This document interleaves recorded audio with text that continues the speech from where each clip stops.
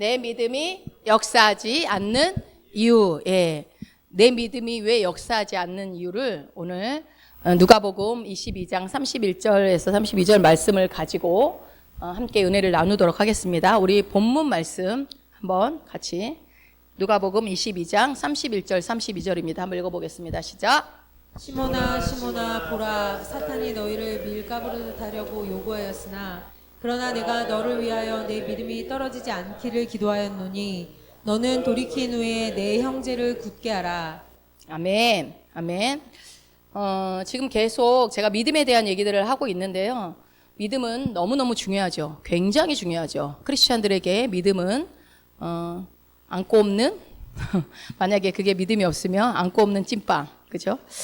100번 강조해도 지나치지 않습니다. 믿음은. 근데 오늘 본문 말씀에서 예수님이 베드로를 위해서 기도했다고 나옵니다. 그죠? 그랬을 때 그 내용이 어떤 내용이었냐면 믿음에서 떨어지지 않는 것이었어요. 이렇게 예수님도 그런 기도를 한 거 보니까 믿음이 굉장히 중요하다는 걸 알 수 있겠죠? 우리 누가복음 22장 32절만 먼저 한번 읽어봅시다. 시작.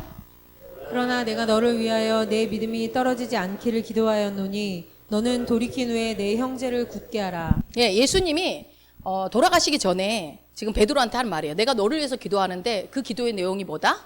믿음에서 떨어지지 않기를 기도했다라고요. 예수님이 이렇게 얘기할 정도면 이 믿음이라는 것이 얼마나 우리 그리스도인들에게 중요한 부분을 차지하고 있고 이 믿음이 우리의 어떤 그리스도인 다움을 나타내는 것인지 우리가 알 수 있겠죠. 그리고 저는 그렇게 생각합니다. 우리는 모두 다 믿음으로 살고 싶어 해요. 그렇죠? 저도 그렇고 거의 대부분의 크리스찬들은 다 믿음이 강해지고 싶고 높아지고 싶고 믿음대로 살고 싶어 합니다. 그런데 왜 어떤 사람은 믿고 어떤 사람은 믿지 않을까? 그죠? 왜 어떤 사람은 똑같이 신앙생활 하는데 어떤 사람 믿고 어떤 사람 믿지 못할까? 이게 참 궁금합니다. 물론 여러분 답을 알고 있을런지는 모르겠지만 저는 항상 늘 얘기하죠. 말씀 안에서 그 답을 한번 찾아보도록 하겠습니다.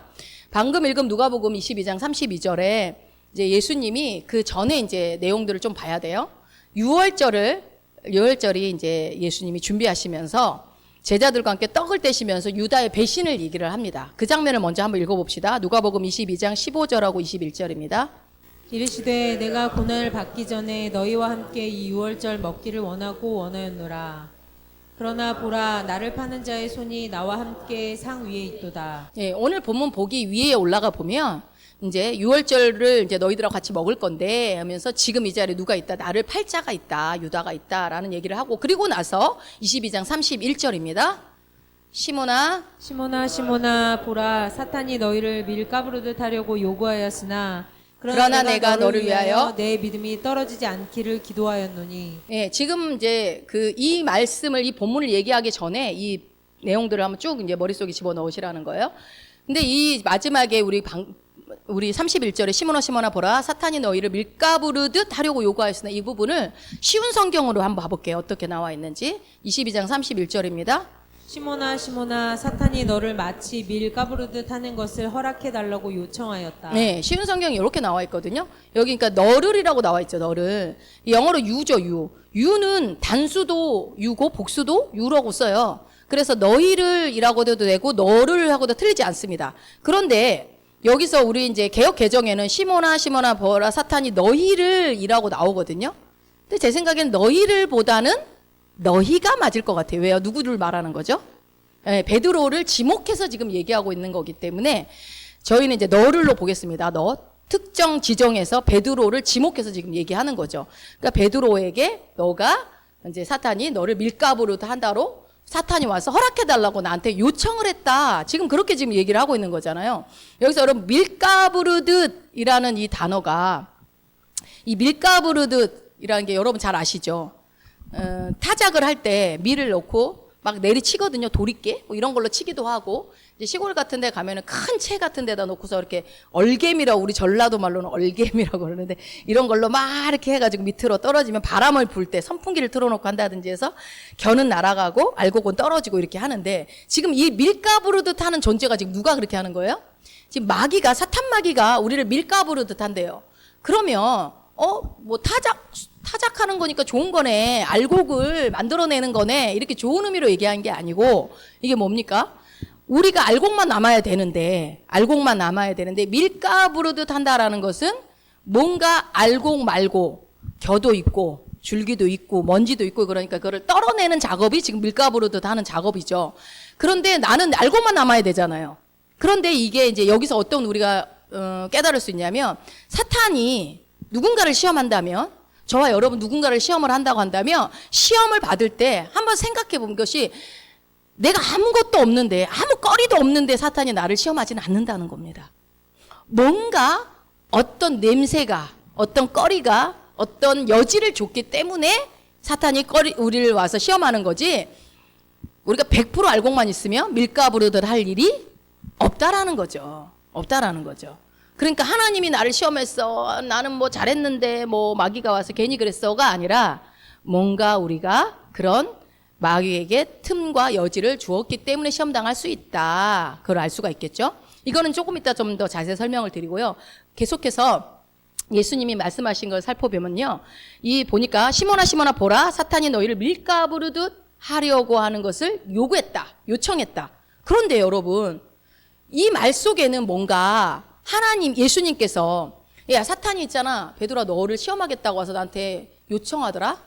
시험해도 되겠는가? 요청하더라. 그런데 그래서 내가 못하겠다. 이런 뉘앙스로 말하는 것 같지 않아요. 그쵸? 요구했다 그러나 그런 거죠. 이제 봅시다. 이게 이제 그것을 못하게 하도록 막지 않았다라는 느낌이 있어요. 자, 야고보서 4장 7절 한번 읽어봅시다. 그런즉 너희는 하나님께 복종할지어다 마귀를 대적하라 그리하면 너희를 피하리라. 예, 예수님이 베드로 너 당해봐라 해서 그걸 내버려 둔 게 아니라 이게 지금 굉장히 중요하죠. 우리는 너무 많이 들어서 알아요. 마귀를 대적하는 일은 누가 하는 일이죠? 내가 하는 일이라는 거죠. 우리에게 맡겨진 임무라는 것을 예수님의 이 말씀을 통해서 알 수 있는 거예요. 마귀가 너를 시험하겠다고 했는데 너를 밀가 부르듯 하겠다라고 요구를 했는데 말이지 하면서 그거를 갖다가 내가 대적해서 쫓아버렸어 라고 얘기가 나와야 되는 것 같지만 아니고 뭐예요? 그것은 네가 할 일이야. 마귀를 대적하는 것은 네가 직접 해야 되는 일이야 라는 거죠. 자, 누가복음 22장 32절 쉬운 성경하고 밑에 개역개정하고 비교해서 한번 봐볼게요. 한번 읽어봅시다. 위에 거 시작. 그러나 나는 내가 믿음이 꺾이지 않도록 기도하였다. 내가 돌아온 후에 내 형제들을 굳게 하여라. 예, 내가 믿음이 꺾이지 않도록 기도했다라고요. 그러고 나서 굳게 해라. 밑에도 한번 읽어. 개역개정은 뭐라고 나와 있어요? 그러나 내가 너를 위하여 내 믿음이 떨어지지 않기를 기도하였노니 너는 돌이킨 후에 내 형제를 굳게 하라. 예, 쉬운 성경에서는 내 믿음이 꺾이지 않도록이라고 나왔고 개역개정 우리가 보는 이런 개역개정에는 내 믿음이 떨어지지 않기리라고 나오거든요. 물론 같은 의미이기는 한데요. 그러니까 결국은 뭐예요? 믿음이 굳건해지도록 기도했다는 뜻이죠. 예, 표현은 조금 다른 것 같지만 결국은 뭐예요? 네 믿음이 굳건해지기를 내가 기도했다. 그러면서 네가 돌이킨 후에는 뭐를 해야 된다? 형제를 굳게 해야 된다라는 것까지 주님이 지금 말씀하고 계세요. 이 부분을 읽으면은 여러분은 뭐가 떠오르십니까? 베드로한테 지금 하는 얘기죠. 베드로한테 너가 나중에 돌이키고 난 다음에 형제를 굳게 해야 돼. 그 굳게 할 수 있도록 하나님이 사명을 주시는 예수님이 사명을 주시는 3번 사명을 주시는 장면이 떠오르죠. 우리 한번 요한복음 봐보세요. 21장 15절 한번 읽어볼까요? 이르시되 내 어린 양을 먹이라 하시고 21장 16절 또 두 번째 이르시되 내 양을 치라 하시고 요한복음 21장 17절 세 번째 이르시되 내 양을 먹이라. 예, 여러분 굳이 예수님이 왜 이렇게 3번 말씀하시죠? 베드로가 3번 부인했고 그거를 야 너 3번 부인한 거 내가 그대로 갚아줄 거야 하려고 복수하려고 그러시는 게 아니라 이게 뭡니까? 치유하시는 장면입니다, 여러분. 우리 예수님은 한 번 이제 사실은 마지막 3번째 얘기할 때는 여기 나와 있지 않지만 베드로가 근심을 하죠. 3번째 대답은 쉽게 하지 못합니다. 왜냐하면 그때 이제 주님이 나를 치료하시는구나 하고 그때 하는 것 장면이 나오죠. 굉장히 감동적인 장면인데 치유를 해주시면서 치유로 끝나지 않습니다. 우리 주님은 언제나 뭐가요? 목양을 맡깁니다. 너가 할 일이 있어 라고 항상 맡기죠. 그러니까 우리가 어떤 일을 겪고 난 다음에 하나님은 그냥 공짜가 없어요. 그 다음에 할 일까지 이렇게 맡겨주는데 누가복음 22장 31절 32절은 야 사단 마귀가 있잖아. 베드로아 너를 시험할 건데 내가 너를 위해 기도했다. 그리고 나중에 회개하고 돌이킨 다음에는 너희 형제들을 네가 굳게 해야 돼. 이제 사명을 주죠. 그리고 그러니까 이걸 봤을 때 예수님은 베드로가 마귀에게 당할 것도 알았지만 무엇도 알았어요? 예, 다시 돌이킬 것도 알고 계셨어요. 그래서 해야 될 사명까지도 다 말씀하셨다고요. 근데 이거 지금 베드로가 3번 부인하기 전 얘기잖아요. 그럼에도 불구하고 그대로 실행에 다 옮기죠.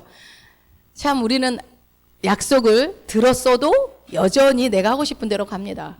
자, 그러면 이 밀가부르듯 하는 이 사단의 시험에 노란한 이 당사자 베드로가 나중에 그 모든 시간들을 다 지나고 난 다음에 그의 서신서인 베드로 전서에서 뭐라고 했는지 여러분이 잘 알지만 그 베드로가 성도들에게 권고를 합니다.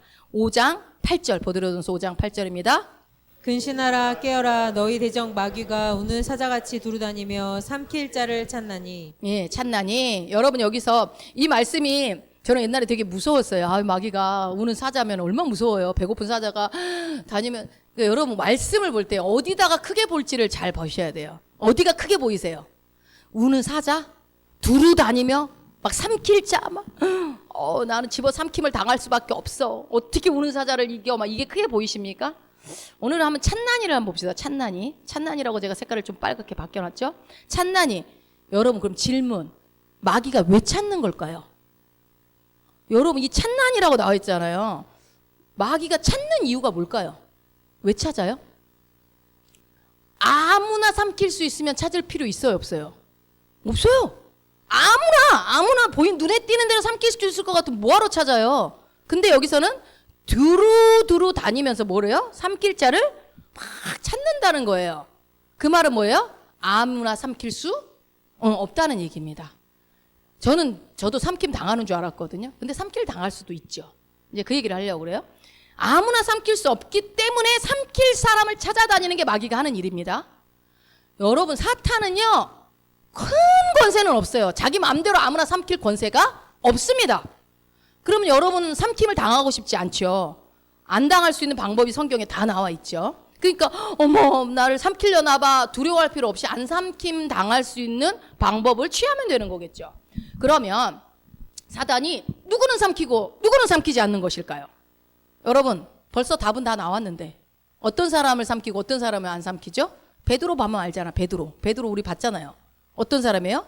예수님이 어떻게 기도했어요? 베드로를 믿음이 떨어지지 않기를 기도했단 말이에요. 그렇다면 믿음이 있는 사람은 사탄 마귀가 삼킬 수 있어요? 없어요?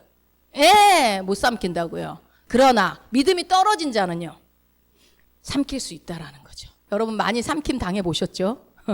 예. 우리에게 사단 마귀에 대한 각자의 경험이 있겠지만 우리가 이 말씀의 테두리 안에서 한번 잘 보자고요. 여러분 성경이요 기가 막히게 앞뒤가 딱딱 맞아 떨어집니다. 이게요 베드로가 한 말이든 바울이 한 말이든요 한 성령님의 감동으로 쓴 거기 때문에 내용은 다 똑같아요. 그래서 우리가 더 이 말씀이 맞구나 말씀 안에서 해답을 찾을 수 있어요. 오늘도 한번 이 말씀의 이 성경의 놀라운 면모를 한번 찾아보자고요.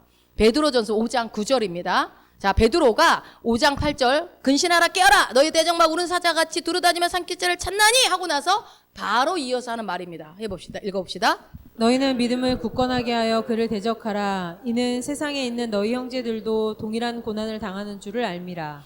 여러분 우리가 방금 전에까지 봤던 그 베드로를 생각하면 이런 말 하는 베드로가 참, 야, 많이 컸다? 뭐, 이렇게, 그 정도로 뭐, 우리가 제가 함부로 말할 분은 아니지만, 우리 베드로도 대단하신 분이죠. 그런데, 이런 말을 할 정도로 이제 베드로가 성장한 거죠. 5장 8절 말씀을 하고 난 다음에 이어서, 너희 믿음을 굳게 하라. 라는 말이 이어서 나옵니다. 여러분, 이 말이 어디서 나왔어요? 떨어지지 않도록 예수님이 기도했던 말이 이거예요, 이거. 베드로가 지금 그거 생각하고 지금 얘기하는 거예요. 그래서, 야, 지금 마귀가 돌아다니면서 삼킬 자를 막 찾아 헤매고 다니고 있어. 근데 너희들 어떻게 해야 되겠어? 그럴 때는 빨리 숨어! 도망가! 그냥 얼른 못 찾도록 피해버려! 이렇게 얘기합니까?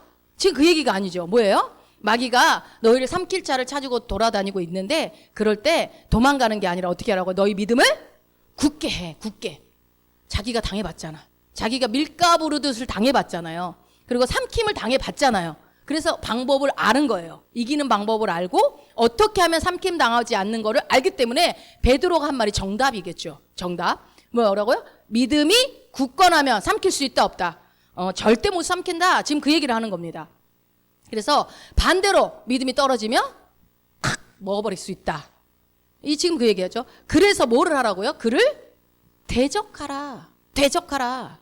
이게 우리가 할 일이라는 거죠. 대적해라. 그러니까 삼키려 올 수는 있죠. 내가 뭐 완벽할 수는 없으니까요. 삼키려 올 수 있을 때 어떻게 하라고요? 대적을 하면 된다는 거예요. 대적해라. 싸워서 이겨라. 그 힘이 너한테 있기 때문에 이길 수 있다.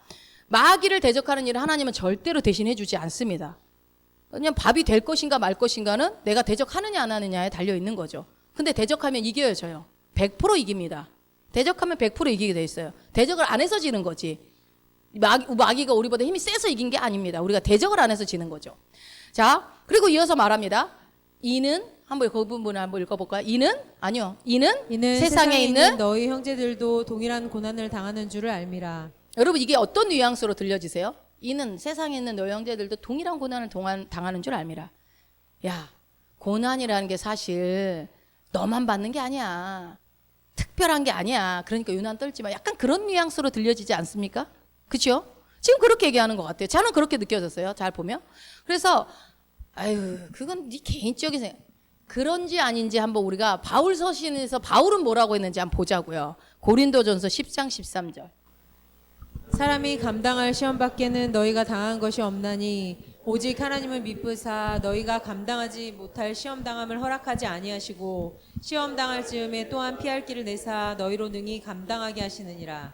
아멘. 저 이 말씀이 젊었을 때 진짜 힘이 됐던 말씀 중에 하나고 지금도 물론 그렇지만 사람이 감당할 수 있는 시험만 너희가 당한다는 거예요. 여러분 믿으십니까? 예. 네. 돌아보니까 그래요. 여러분 지금 이렇게 살아 계시죠. 다 감당했으니까. 자, 이거를요. 이해를 돕기 위해서 고린도에서 10장 13절 쉬운 성경 버전으로 한번 볼게요. 한번 보세요. 다시 한번 읽어보세요. 누구나 겪는 시험 이외에 여러분에게 닥칠 시험은 없습니다.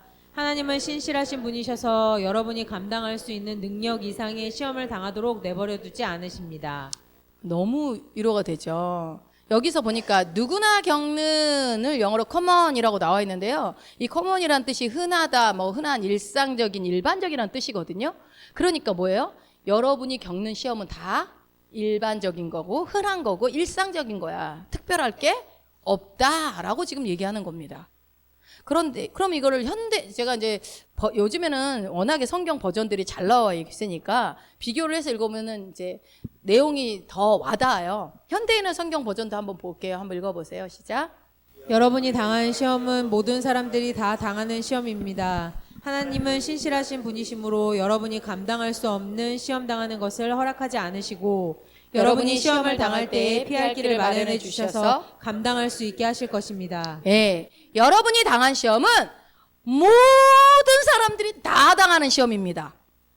그러니까 너도 할 수 있다. 너도 이겨낼 수 있는 시험이다. 뭐 이 얘기죠. 그러니까 특별할 게 없다. 그런데 여러분 그렇습니까?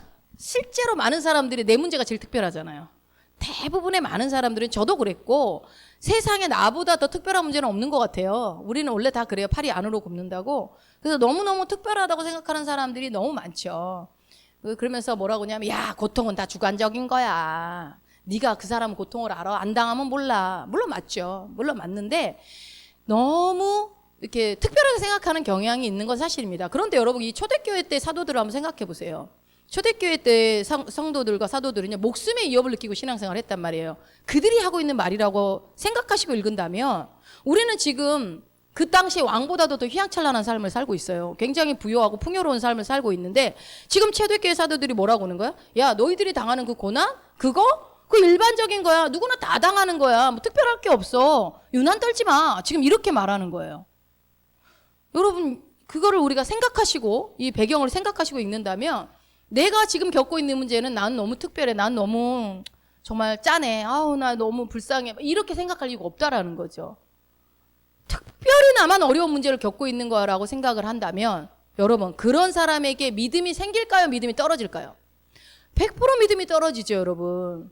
믿음이라는 것은 우리의 생각에 따라서 떨어지기도 하고 생기기도 합니다. 그러니까 이게요 내가 겪는 문제 너무 특별해. 나는 누가 이런 일 겪겠어. 난 정말 너무 힘든 인생이야. 막 이렇게 얘기를 하면요.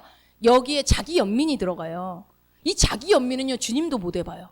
이 자기 연민만큼은 세상에서 제일 설득하기 힘든 사람이 자기 연민에 꽉 찬 사람입니다. 그거 아세요? 그런 사람 말씀도 잘 안 받아들여요. 무섭습니다. 세상에서 자기가 제일 불쌍하다고 생각하는 그 사람. 그거 어떻게 해봐요? 제일 불쌍한데. 근데 그것만 하면은 괜찮은데 거기에 또 하나님에 대한 원망까지 있다? 더 이상 해볼 수가 없어요. 그래서 상당히 위험합니다. 그런 생각을 갖고 있는 거. 그런 사람 믿음에서 떨어질 수밖에 없고, 그거는, 쉽지가 않죠. 그렇지만 초대교회들은, 사도들은 뭐라고 한다고요? 누구나 겪는 거야. 그 말은 무슨 말입니까? 야, 너 어려움 없어? 이 얘기가 아니라, 뭡니까? 네가 아무리 힘들고 어려운 일을 당해도 주님은 반드시 그 일에 대해서 피할 길을 내주셔. 감당할 수 있게 해주셔. 네가 감당할 수 있는 일만 주님은 허락하신다. 그러니 절대로 부정적으로 생각하지 말고 잘 감당해봐. 지금 그 얘기를 하는 거죠. 여러분, 그러니까요. 내가 이게 사탄의 생각이냐, 주님 주신 성령의 생각이냐를 비교해 볼 수 있는 거냐. 말씀을 보면 알아요. 여기서 보세요. 우리가 그 보면서 나는 너무 내 문제 특별히 이거는 아무나 겪을 수 없는 일이야. 이런 생각을 갖고 있는 거는 고린도전서 10장 13절 말씀 비교했을 때 진실입니까? 거짓입니까? 거짓이에요. 거짓의 예비는 마귀입니다. 마귀가 하는 짓이에요. 거짓말. 속이는 거. 마귀가 할 수 있는 건 속이는 거밖에 없더라고요. 속이는 거요. 뭐라고요? 너만 겪는 거야. 너만 특별히 겪는 거야. 너가 제일 힘들어. 너 마음 아무도 몰라. 세상에 네 심정을 아는 사람 아무도 없어. 그러면서 굉장히 자기가 특별하게, 자기 문제를 특별하게 보게 하죠. 이게 사탄이 하는 짓입니다. 거짓말쟁이. 그래서 그런 마귀의 그런 속임수에 속으면은 어떻게 됩니까? 믿음에서 뚝 떨어지는 거예요. 여러분, 어떤 우리의 삶의 어려움이나 문제나 고난이 없다는 얘기를 하는 게 아니에요. 있어요. 그리고 정말로 힘든 일을 겪는 사람들도 있고, 내가 어떻게 해볼 수 없는 너무너무 큰 사건 속에 있는 분들도 지금도 있을 수 있고, 그런데 그것을 무시하는 게 아니라요. 우리는 여러분, 그리스도인들은 하나님의 자녀로 살아가는 우리들은요, 문제를 대하는 태도가 달라야 합니다. 보는 시선이 달라야 돼요. 그러니까 어렵고 힘들 때 혹은 의심이 찾아올 때 말씀은 뭐라고 하지? 그걸 들여다볼 필요가 있다라는 거죠. 우리는 왜요? 세상의 기준으로 따라 사는 사람들이 아니고 무엇을 따라 사는 사람들입니까? 하나님의 말씀을 따라 사는 자들이거든요. 여러분, 우리 같이 한번 해봅시다. 나는 말씀을 따라 사는 자다. 예, 여러분 그걸 항상 잊지 마세요. 말씀을 따라가면 절대 실패할 수 없습니다. 그런데 우리가 말씀을 따라가지 않고 자꾸 다른 소리 들으니까 실패하는 거죠. 우리 고린도전서 10장 13절 이거를요, 다시 한 번만 읽어봅시다. 우리 현대인의 성경 버전 다시 한번 읽어봅시다. 시작. 여러분이 당한 시험은 모든 사람들이 다 당하는 시험입니다. 하나님은 신실하신 분이시므로 여러분이 감당할 수 없는 시험 당하는 것을 허락하지 않으시고, 여러분이 시험을 당할 때에 피할 길을 마련해 주셔서 감당할 수 있게 하실 것입니다. 아멘. 감당할 수 있게 해주십니다. 여러분, 이 말씀을 읽으면 힘이 나십니까? 믿음이 막 생기는 것 같으세요? 이게 정상이에요. 당연히 그렇죠. 이게요, 여러분이 그 말씀을 아멘 하면요, 믿음이 바로 작동합니다. 그래, 힘들지 않아. 나는 잘 해낼 거야. 반드시 통과해내. 이게 믿음의 사람의 모습입니다. 근데 어떤 사람이 불신의 사람이고 어떤 사람이 믿음의 사람인지 우리가 지금 보니까 알겠죠. 그리고 언제 믿음이 생기고 언제 믿음이 떨어지는지도 우리가 이제 아셨을 거라고 믿어요. 계속해서 이제 베드로전서 5장 8절 말씀을 통해서 믿음이 약해지는 이유와 믿음이 떨어진 이유를 좀 더 볼게요. 베드로전서 5장 8절을 우리 다시 한번 읽어봅시다. 시작. 근신하라, 깨어라. 너희 대적 마귀가 우는 사자같이 두루다니며 삼킬 자를 찾나니. 예, 여기서 삼킬 자가 다른 말로 뭐냐면요, 믿음이 떨어진 자겠죠. 예, 믿음이 떨어진 자. 그러니까 그 이유가 그 다음 절 베드로전서 5장 9절입니다. 한번 읽어봅시다. 너희는 믿음을 굳건하게 하여 그를 대적하라. 이는 세상에 있는 너희 형제들도 동일한 고난을 당하는 줄을 알미라. 예, 아멘. 여기서 여러분, 믿음을 굳건하게 한다라는 것은 어떤 뜻일까요? 어떤 말일까요? 이거를 아까 우리가 읽었던 고린도전서 10장 13절 말씀과 접목시키면 됩니다. 그러니까 바울도 똑같은 얘기를 한 거예요. 베드로도 지금 똑같은 얘기를 하고, 믿음을 굳게 하라는 것은 내가 당하는 고난은 누구나 다 당하는 고난이라고 생각하는 것을 말한다고요. 이해가 되십니까? 다시요. 믿음을 굳게 하라. 그럼 어떻게 굳게 하라고? 내가 당하고 있는 믿음이 굳게 할 필요가 언제 있어요? 내가 어려움을 당하고 있을 때 믿음이 필요하지 않습니까? 그러면 그 어려움을 당하고 있는 그 어려움을 어떻게 생각하라고요? 나만 겪는 게 아니고 모두 다. 그리고 감당할 수 있는 것만. 또한 정말 힘들 때는 마지막에 또 피할 길도 내주신다. 이렇게 생각하는 것이 믿음을 굳게 하는 거다라는 거죠. 그렇게 결국은 말씀대로 생각하라는 거죠. 그러면 믿음은 언제 떨어지고 믿음은 언제 연약해지는지 베드로가 말한 것들을 보면서 다시 한번 볼게요. 베드로전서 5장 7절 한번 또 다시 한번 읽어봅시다.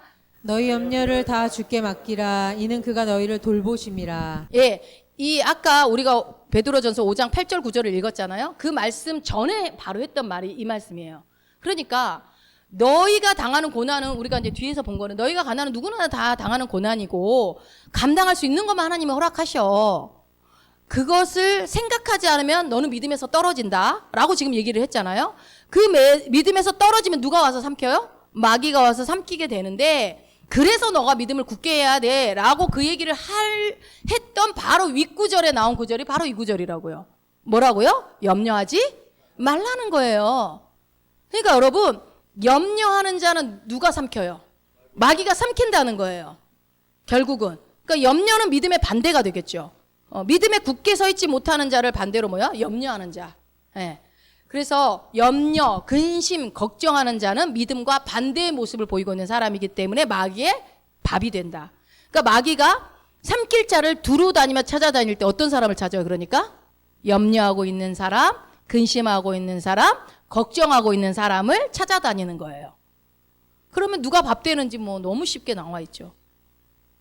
그래서 이거는 여러분 뭐 말 안 해도 다 알고 계시겠지만 굳이 이거를 보는 거냐면 그 당시 사도들은 목숨의 위협을 느끼면서도 이거를 이렇게 말씀을 했잖아요. 그러니까 그 사도들의 공고를 한번 우리가 보는 거예요.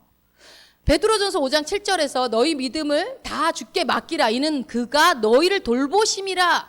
라는 베드로의 사도가 이거를 어디서 인용한 거냐면요. 구약의 시편에서 이 말씀을 그대로 인용한 거예요. 한번 봅시다. 시편 55편 22절입니다.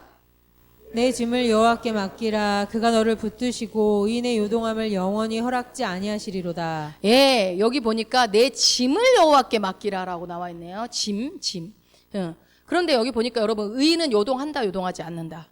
예, 의인은 요동하지 않습니다. 요동할 수 없습니다. 왜요? 하나님이 붙들어주고 계시니까. 내가 잘나서가 아니라 하나님이 붙들어주니까. 여기서 짐이라는 것은요, 염려의 또 다른 표현이에요. 그러니까 염려하는 거, 아니 난 아까 얘기했죠. 나는 특별해. 내가 갖고 있는 문제는 특별해. 나만 힘들어. 이런 거, 이것도 짐이죠. 내 마음의 부담, 갖고 있는 거. 이런 것들을 누구한테 맡기라는 거예요? 하나님께 맡겨라. 그러면 하나님이 붙들어 줄 거다. 그것이 의인의 삶이고 의인은 그래서 요동치 않는다라고 지금 얘기를 하는 겁니다. 짐은 염려입니다. 지금 이 구약의 시편의 55편 말씀을 베드로가 인용을 해서 지금 이 말씀을 한 건데 여기서 여러분 의인이라고 하니까 의인은 죄인의 반대겠죠. 의인은 무엇으로 사는 자들입니까? 예, 믿음으로 사는 자들입니다. 그리스도 안에서 우리가 의인이 되었잖아요. 우리는 믿음으로 사는 자들이라고요. 그래서 이것이 다음 말씀 보시면 하박국에서 2장 4절에 뭐라고 나옵니까? 의인은 그 말씀을 신약에 와서 바울이 로마서 갈라디아서에도 또 이용을 하죠. 로마서 1장 17절에도 의인은 갈라디아서 3장 11절도 의인은 믿음으로 말미암아 살리라. 히브리서 10장 38절도 의인은 믿음으로 말미암아 살리라. 여러분 성경에서요. 반복이 될 때는 중요하니까 그런 거예요. 우리는 의인의 정체성을 가진 사람들이기 때문에 우리는 뭘로 살아요? 의인으로 사는 사람들이라고요. 그런데 아까 우리 시편 말씀에서 그랬잖아요. 짐을 여호와께 맡기면 그가 너를 붙들어 주시고 의인의 요동함을 허락지 않는다. 그러니까 우리는 요동할 수가 없어요. 하나님 붙들어 주시고 계시기 때문에. 여러분 히브리서까지 이렇게 바울이 로마서, 갈라디아서 이렇게 다 인용을 했지만 하박국 말씀을 사실 히브리서도 저는 바울이 쓴 것 같아요. 이거 작자 미상이라고는 하는데 아유, 또 히브리서를 바울 말고 누가 썼겠어요? 모르겠어요. 이거 뭐 사람들이 작자 미상이라고 하니까 여러분 뭐 그렇게 알고 있지만 아무튼 저는 이제 바울이 썼다고 생각을 하는데 이 바울이 히브리서에서도 만약에 적용을 했다고 친다고 한다면 이게 너무나 중요하기 때문에 3번이나 지금 말씀을 하고 있잖아요. 의인은 믿음으로만 산다. 근데 믿음으로 사는 자가 뭐다? 짐을 여호와께 맡기는 자, 염려하지 않는 자라는 거죠. 자, 다시 한번 시편 55편 22절을 한번 읽어봅시다. 시작. 내 짐을 여호와께 맡기라. 그가 너를 붙드시고 의인의 요동함을 영원히 허락지 아니하시리로다. 영원히 허락지 않는데요. 한 번 의인은 하나님이 끝까지 책임지신다는 거예요. 그러니까 이 의인은 어떤 자냐? 믿음으로 사는 자들이다 라고 말하는 거죠. 그러므로 믿음으로 사는 자들은 어떻게 해야 하나요? 그러면 힘들고 무거운 짐을 내가 짊어지나요? 하나님께 맡기나요? 예, 너무 쉬워요. 또 쉽단 얘기하네. 맡기는 거 여러분 내가 짊어지는 게 쉬워요? 맡기는 게 쉬워요? 아니 능력 없는 사람한테 맡기는 건 힘들지만 우리 하나님께 맡기는 건 어렵지 않아요. 그분은 능력자거든요. 그래서 무겁고 힘든 짐들을 내가 짊어지는 사람이 아니라 하나님께 맡기는 사람이 믿음의 사람이다 라고 지금 말씀하고 있는 거죠. 그래서 시편 51편 22절을 베드로 전서 5장 7절에서 그 말씀을 인용하면서 너희 염려를 다 주께 맡겨버려라. 그래야 의인이다. 그것이 믿음의 사람이다. 그리고 그 의인이 믿음으로 살면 절대로 요동치 않게 하나님이 붙잡아 주실 것이다 라고 얘기를 합니다. 그런데 베드로가 또 5장 9절도 한번 읽어보세요. 다시. 너희는 믿음을 굳건하게 하여 그를 대적하라. 이는 세상에 있는 너희 형제들도 동일한 고난을 당하는 줄을 알미라. 예. 그러니까 이 말씀에서 보면은 믿음을 굳건하게 해서 그를 대적해라. 그러니까 염려를 맡길 수 있는 자들은요, 바로 믿음으로 사는 자들입니다. 그러니까 여러분 이게 어떻게 보면 구약에서 의인이라는 단어가 나와 있는데 그 의인이 결국은 지금 성경이 다 구약이든 신약이든 지금 다 연결되어 있는 거예요. 바울이 얘기하고 베드로가 얘기하고 결국은 뭐다? 너희가 믿음을 굳게 해서 어떻게 하라고요? 그 염려는 주님께 맡기고 믿음을 굳건하게 해라. 그 얘기예요 지금 계속. 그렇게 하면 마귀한테 당할 일이 없다는 거죠. 우리가 예수 그리스도로 말미암아 죄인이었던 우리가 의인이 되었죠. 의가 주어졌습니다. 무죄 판결을 받았다고 했어요. 근데 의인으로 산다라는 것은 무엇이다? 믿음으로 사는 것이다라고 지금 귀에 못이 박히도록 계속 얘기를 하고 있는데요. 야, 나도 믿음으로 살고 싶어. 근데 잘 안 돼. 이러는 분들이 있다면 뭐라고 얘기해야 될까요, 여러분? 이런 분 있을 수 있잖아요. 야, 나도 믿음으로 정말 살고 싶어. 근데 안 되면 어떡하냐? 그러면 저는 이렇게 얘기해 줄 겁니다. 아니요, 안 되지 않습니다. 왜요? 방금 읽었잖아요. 우리 다시 시편 한번 올라가 보세요. 시편 55편 22절. 그럼 한번 다시 한번 읽어보세요. 시작. 내 짐을 여호와께 맡기라. 그가 너를 붙드시고 의인의 요동함을 영원히 허락하지 아니하시리로다. 예, 의인은 하나님께서 결코 요동하도록 놔두지 않는다고 얘기하시잖아요. 그러므로 우리는 믿음으로 살 수 있다 없다? 살 수 있다니까요. 근데 여러분 예수 그리스도 안에서 여러분 의인이십니까?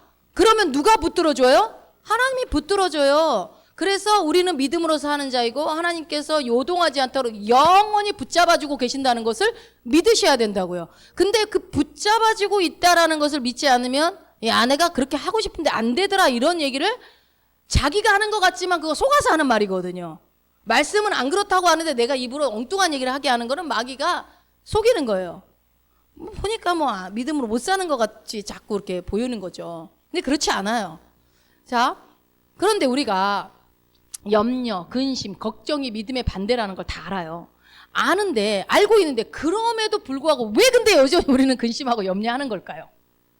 여러분 모르지 않잖아요. 여러분 근심, 걱정, 염려해서 마귀의 밥 되고 싶으세요? 여기 그런 사람 한 명도 없을걸요? 근데 그러면 여러분 근심, 걱정, 염려가 1도 없으십니까? 또 그렇지 않잖아요. 금세 안 하겠다고 해놓고 가가지고 아유 이러면 어떡하지? 이렇게 저절로 우리가 또 이렇게 하죠. 자, 왜 그럴까? 도대체 아는데도 왜 그럴까? 예, 믿지 않아서 그래요. 믿지 않아서. 심플해요, 답은. 하나님의 말씀을 믿지 않고 성경에 기록된 그대로 믿지 않기 때문에 염려하고 근심하는 거예요. 자, 그럼 왜 믿지 않냐고요? 왜? 믿지 않는 거를 그럼 어떡하라고? 안 믿어지는 걸 그럼 어떡하라고? 그럼 어떻게 해야 돼요, 여러분? 어?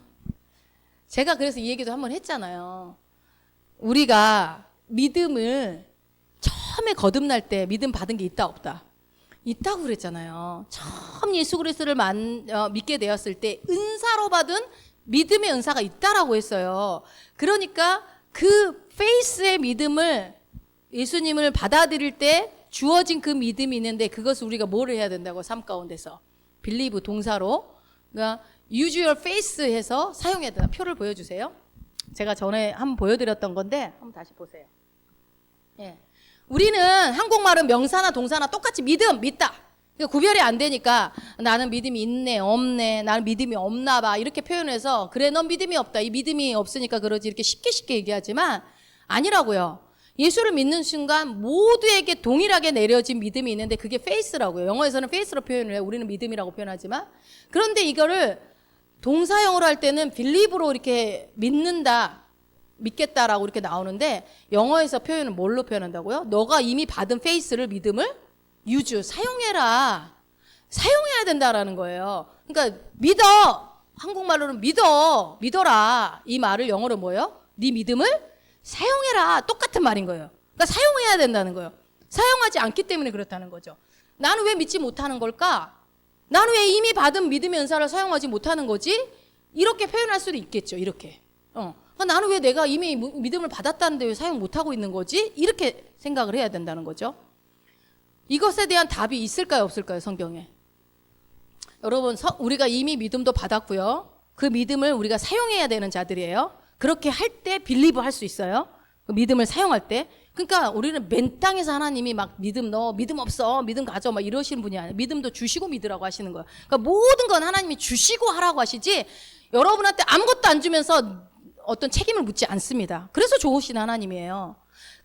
왜 나는 믿지 못하는 걸까? 왜 나는 이미 받은 믿음의 은사를 사용하지 못하는 걸까? 그것에 대한 답이 갈라디아서에 나와 있습니다. 갈라디아서 5장 6절입니다. 한번 읽어봅시다.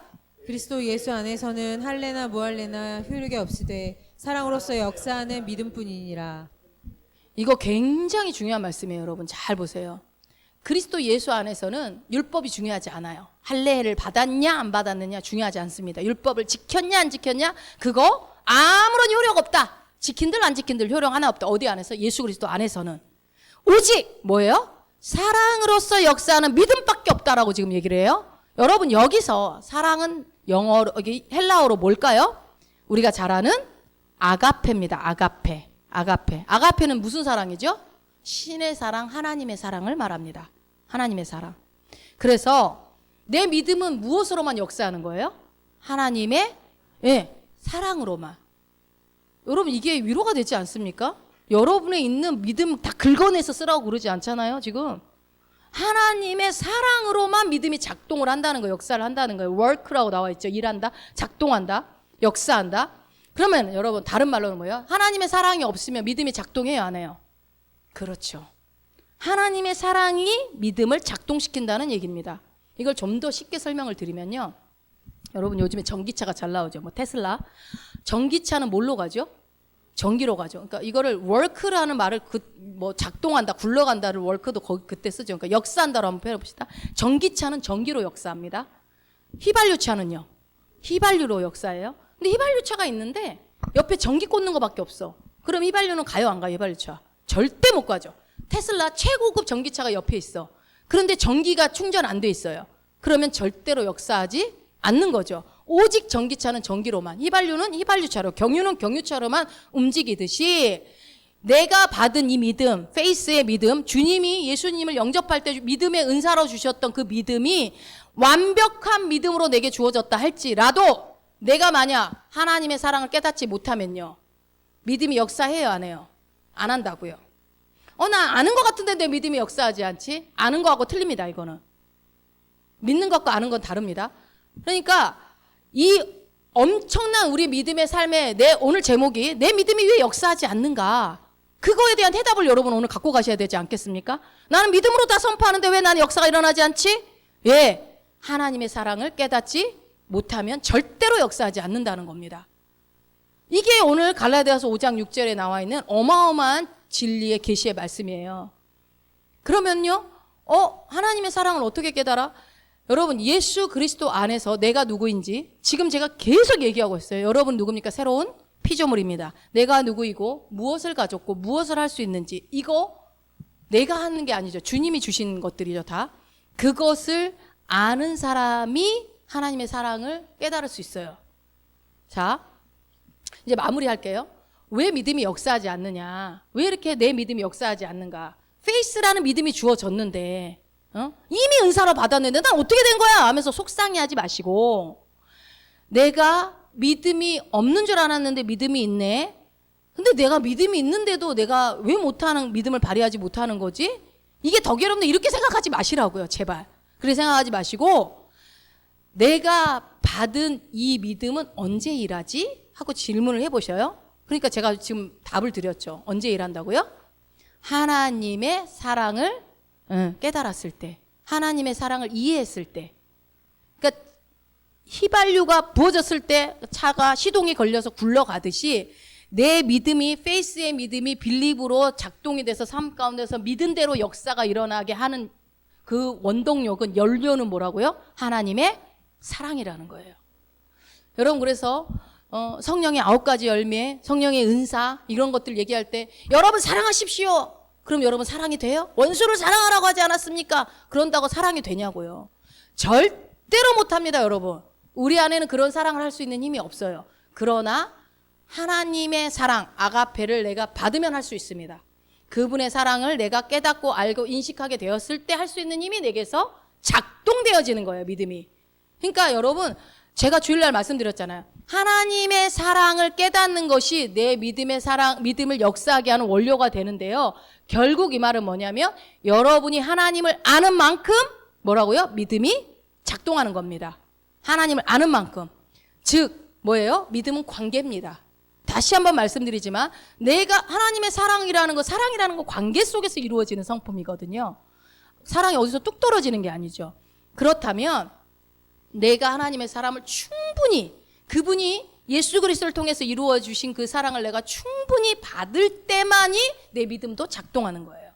그래서 그 사랑을 충분히 받지 못하면, 내가 아무리 성경을 많이 알고 있어도요, 그 사랑을 깨닫지 못하면 여전히 지식만 알고 있지 역사는 일어나지 않습니다. 그런데 별로 뭐 지식적으로 모르는 것 같은데 그 하나님의 사랑을 알고 항상 감사하고 사람이 기도한 대로 역사하시는 분들이 또 있죠. 이게 관계 문제예요. 관계 문제. 그러니까 바울이 지금 그 얘기를 하는 거예요. 그러니까 정리를 하면요, 여러분, 우리가 믿음이 없어서 걱정하고 근심하는데, 걱정하고 근심할 때는 누구의 밥이 될 수 있다? 마귀의 밥이 될 수 있다. 그러면 도대체 어떤 사람은 믿고 어떤 사람은 믿지 못하는 거냐? 도대체 믿음은 다 선물로 받았다는데 과연 어떤 사람이 믿을 수 있는 것이냐? 하나님의 사랑을, 그 아가페 사랑을 이해한 사람만이 그 믿음을 사용할 수 있다. 여러분, 믿음은 내가 사용하는 거예요. 그 아가페 사랑을 이해한 사람이. 그러면 그 하나님의 사랑은 우리가 어떻게 깨닫고, 그러면 어떻게 받아들여야 되고, 또 어떻게 소유해야 합니까? 이 질문이 나와야 되겠죠. 이거는 다음 시간에 이어서 이제 그 사랑을 내가 어떻게 깨달아서 어떻게 이해를 해서 내가 믿음이 작동시키는지, 이 연료에 대한 얘기는 다음 시간에 말씀을 드릴 거고요. 여러분, 우리는요 다 동일하게 하나님의 사랑을 지금 받고 있어요. 심지어 믿는 자들뿐만 아니라 안 믿는 자들도 지금 동일한 예수 그리스도의 사랑을, 하나님의 사랑을 받고 있다고요. 그래서 지금 다 살고 있잖아요. 하물며 그 죄인들도 사랑하는데 여러분은 오죽하겠습니까? 하나님이 여러분을 사랑하는 마음이. 그러니까 여러분이 항상 잊지 말아야 될 건, 내가 하나님의 사랑을 받고 있다는 사실. 정말 눈에 보이지 않는 그 손길이 나를 사랑하고 있고 나를 이끌어가고 있다는 것을 여러분 항상 인식하셔야 되고, 그리고 이 사랑을 우리가 어떻게 이해하고 어떻게 받아들이고 또 어떻게 믿느냐에 따라서 우리의 믿음이 역사하느냐 안 하느냐가 결정된다는 거. 이것을 여러분이 기억하셔서 이 믿음이 굳건하지 못할 때 사단에게 내가 공격받을 수 있다. 그러면은 내가 안 겪어도 될 비참한 일들을 겪을 수도 있다라는 것을 기억하셔서 믿음에서 떨어지지 않는 것이 가장 중요합니다. 근데 떨어지지 않으려면 어떻게 해야 된다? 하나님의 사랑 안에 거하십시오. 하나님의 사랑이 나를 붙잡고 있다는 거, 나를 요동치 않게 붙잡고 있다라는 것을 나한테 알려주면 돼요. 나는 사랑받는 자야. 하나님의 사랑받는 자야. 그래서 우리 아까 고백기도 집에 그랬죠. 나는 보통 사람이 아니라는 말이 뭡니까? 위대하신 하나님의 사랑을 받는 자이기 때문에 그렇습니다. 여러분 이번 한 주간도 믿음이 항상 역사하는 삶을 살아내셔서 정말 주님의 그 사랑 안에 거하셔서 믿음이 역사하는 삶이 실제적으로 나타나기를 주의 이름으로 축원드립니다.